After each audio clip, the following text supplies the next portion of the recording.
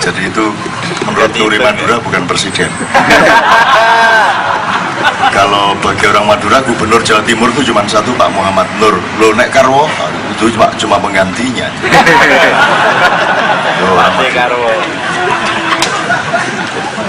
Nah, presiden pertama, kata beliau, presiden pertama itu hancur jatuh karena kudeta.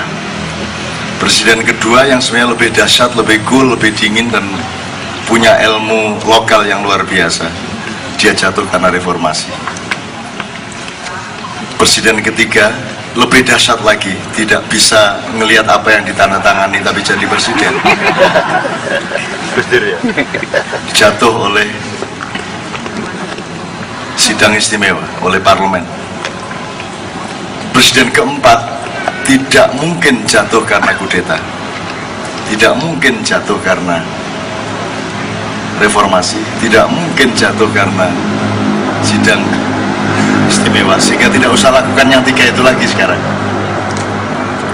Gak usah ingin menjatuhkan seperti kudeta di zaman Pak Harto menjatuhkan Soekarno, tidak usah bikin reformasi seperti waktu menjatuhin Soeharto, juga tidak perlu mendorong sidang istimewa MPR untuk menjatuhkan SBY, tidak perlu lakukan tiga itu, pasti sia-sia, karena yang keempat harus jenis lain jatuhnya.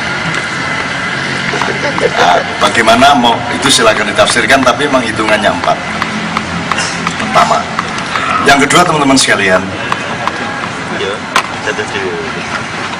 karena Anda khalifah, Anda punya hak tawar kepada Allah, Anda punya hak negosiasi. Loh, kok bisa manusia, apa bisa manusia menawar? Lah kamu berdoa itu nawar enggak? Semua doa manusia itu menawar Allah, karena Allah itu sudah punya plan, terus kamu tawar, kan gitu. Dan Allah senang kok ditawar. Maka sekarang kita akan membayangkan kemungkinan menawar besar-besaran terhadap apa yang akan terjadi beberapa tahun lagi di Indonesia. Mungkin mulai tahun ini sudah mulai terjadi. Nah, kita punya hak tawar. Salah satu modal kita untuk menawar adalah forum-forum seperti ini yang ikhlas, yang tulus, yang benar-benar tidak ada kepentingan, sehingga tidak masalah kita ngomongin apa saja, wong kita memang itu semua karena cinta kita kepada Indonesia Raya. Jangan sampai bisa ya. Karena yang disebut hiduplah Indonesia, hiduplah itu ya Indonesia Raya. Kita tidak pernah menyanyikan hiduplah Indonesia, hiduplah Indonesia Raya, kan jelas. Tidak pernah hidup. Dengan urip, ya, yang hidup Indonesia Raya, karena kalau Indonesia tidak pernah kita doakan untuk hidup. Doa kita terkabul, Indonesia tidak pernah hidup beneran, malah terus saja duduk kala. Ada satu idiomatik, ini Indonesia, Mas Wijayanto, diibaratkan seperti sebuah sawah yang jumlah alang-alang atau pohon-pohon, tanaman-tanaman liarnya sudah melebihi batas dan hampir memenuhi sawah itu.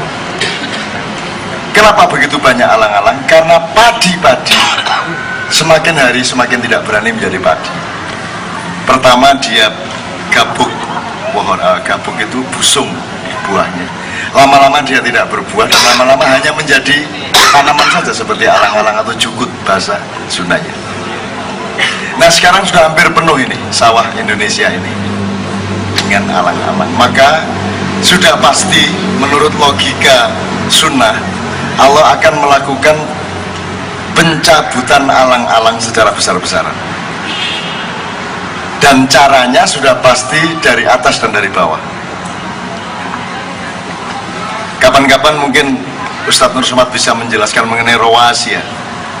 Itu jodohnya gravitasi yang masih belum dikenal oleh fisika sampai hari ini. Nanti Ma'iyah yang akan memperkenalkan ada sifat yang lain di alam.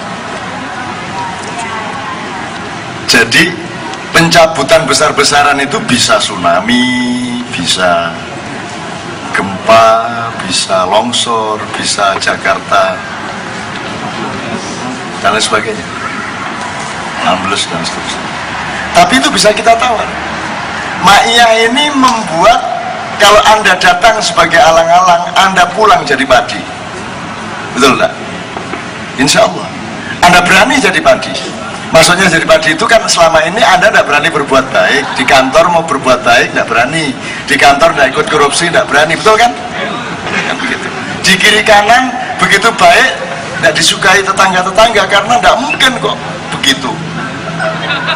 Sama saya tidak pernah percaya meskipun sudah lelah untuk tidak percaya. Masa ada orang kayak gitu, masa nggak ada pamrih gitu, masa nggak pengen apa-apa.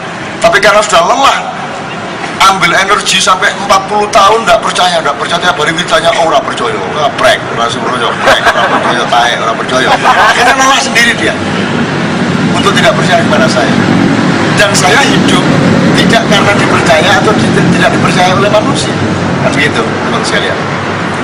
Nah jadi seharusnya kalau menurut hitungan angka huruf itu betul-betul tahun ini dan tahun depan itu akan ada penyingkalan bumi Indonesia. Disingkal itu artinya sawahnya bukan diluku, kalau diluku diratakan. Disingkal itu tanahnya diginiin kembali, semua pohon-pohonnya tumbang, dibalik, dibajak. Tapi kita tawar, kita negosiasi. Negosiasinya salah satunya Anda bikin ketulusan forum seperti ini, dan ini bukan produk Indonesia. Tidak mungkin lembaga apapun di Indonesia bikin kayak gini. Depak tidak mungkin, Departemen Sosial tidak mungkin, MUI tidak mungkin, tidak ada yang bikin forum gini. Ini produk, bukan produk Indonesia. Ini produk Allah Subhanahu wa Ta'ala. Kan begitu? Kalau tidak, mana bisa orang bertahan sampai jam 3 di seluruh alam semesta. Tidak ada makhluk duduk tulus, tidak kencing, tidak beol, tidak minum, tidak makan, merokok dok. Sampai jam 3 pagi. Tidak ada di mana-mana.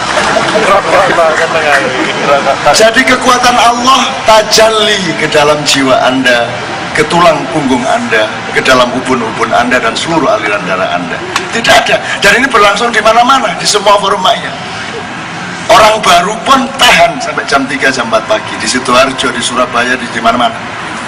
Di Pekalongan pun wali kotanya itu aktivis Al-Irsyad, anti selawatan.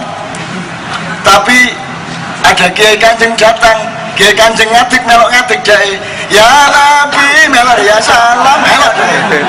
Ikut dia sampai akhir jam 1 malam wali kota Al-Irsyad itu ikut selawatan Kiai Kanjeng. Dan saya bilang nggak ada hubungannya karo NU Muhammadiyah loh selawatan, tidak ada hubungannya. Dan tidak usah mengurus NU Muhammadiyah dalam hubungan dengan saya, sebab saya sudah konfirmasi. Sudah jelas, saya sudah tanya sama Rasulullah SAW. Saya sebaiknya masuk NU apa Muhammadiyah ya Rasul? Terus Nabi Muhammadnya nih, apa? Saya ini masuk NU apa Muhammadiyah? NU itu apa? Yang satunya apa tadi? Muhammadiyah. Loh, kok kayak nama saya? Sudah nyata bahwa Nabi Muhammad tidak ikut NU maupun Muhammadiyah. Lah saya pengikut Rasul, pengikut Nabi. Jadi ya saya tidak masuk NU, tidak masuk. Tapi saya cinta sama NU, saya cinta sama Muhammadiyah. Maka di Jogja segera akan kita lansing satu lembaga ilmu, majelis laboratorium ilmu yang saya beri nama Nahdlatul Muhammadiyah. Resmi. Sedang digodok dan segera akan berdiri. Saya minta Pak Wijayanto kalau boleh menjadi salah seorang dewan pakar di sini.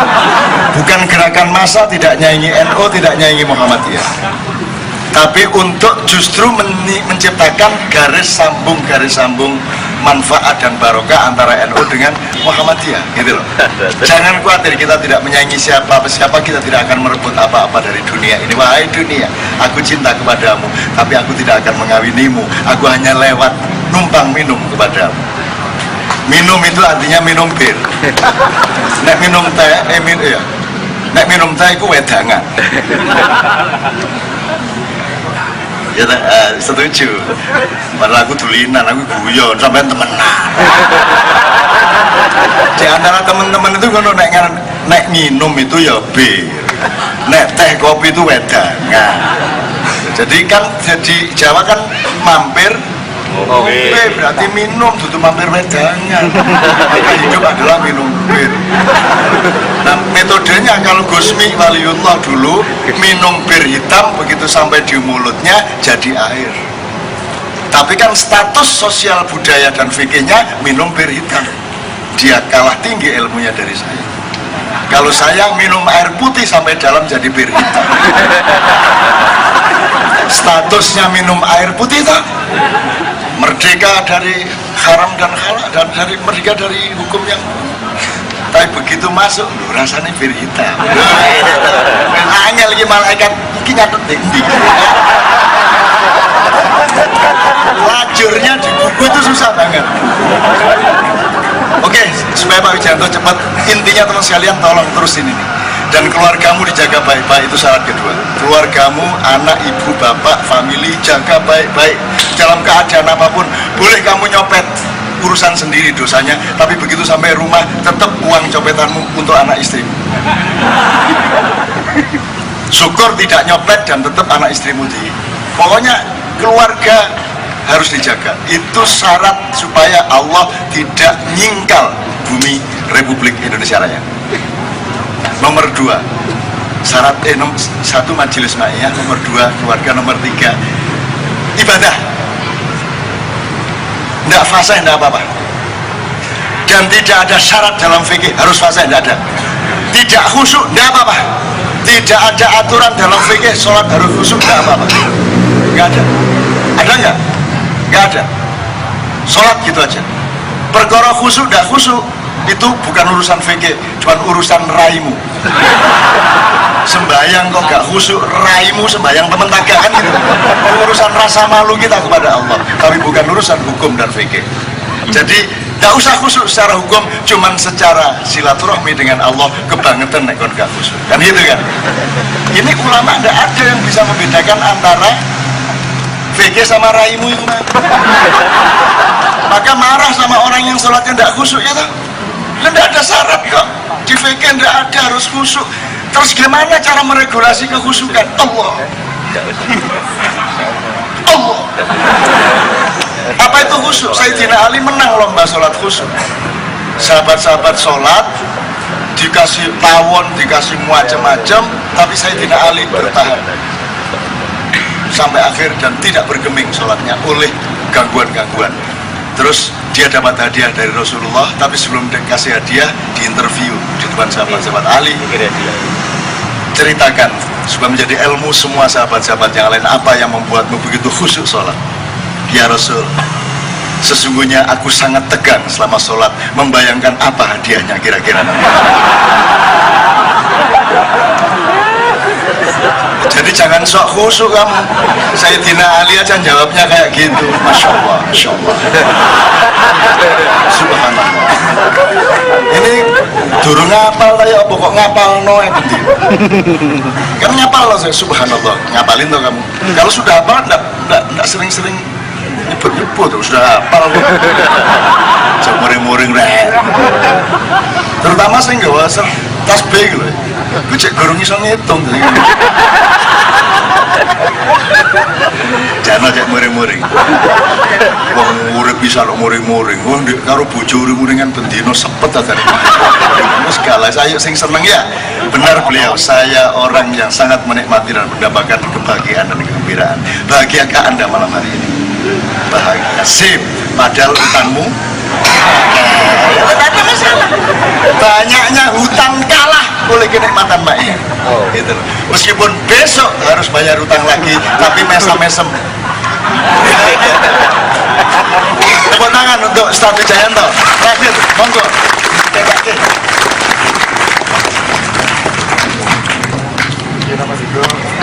Diri. Infak gak bayar nyuruh.